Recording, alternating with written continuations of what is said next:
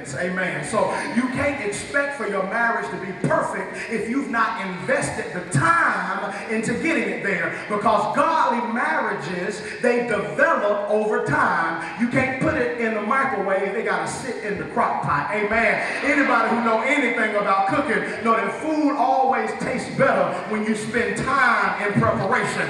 But if you just pop it out the microwave, it's hot right when you pull it out, but it don't take long for it to get cold. And when it gets cold, it gets hard, and it's not tasty anymore. Don't look at me like that. It's some married people looking at your husband, and he look like a piece of bread that you pulled out the microwave. And if you just want to spend a little time in preparation and let him sit in the crock pot, then you'll be smiling at each other like the first day y'all met. Are we blessing anybody in here? Nothing more than wood and other plant materials that undergo extensive heat and pressure, and that process takes centuries.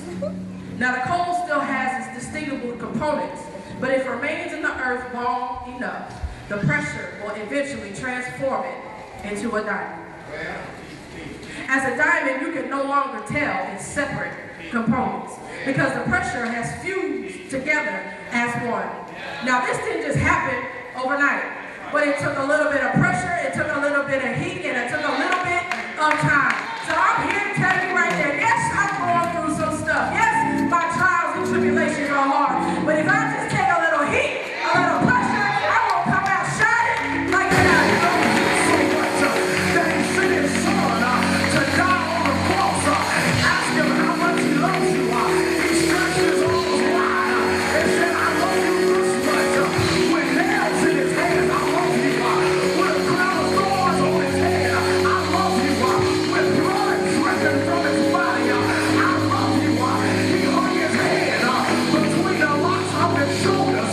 That's how much he loved you. They buried him in a borrowed tomb, but that's not how the story is. But in 3 days, he conquered death for you. The grave couldn't hold him. The cemetery couldn't keep him. Haters couldn't hold him down. His naysayers couldn't defeat him. The devil couldn't destroy him. He said, I love you too much, so let me endure the cross. Let me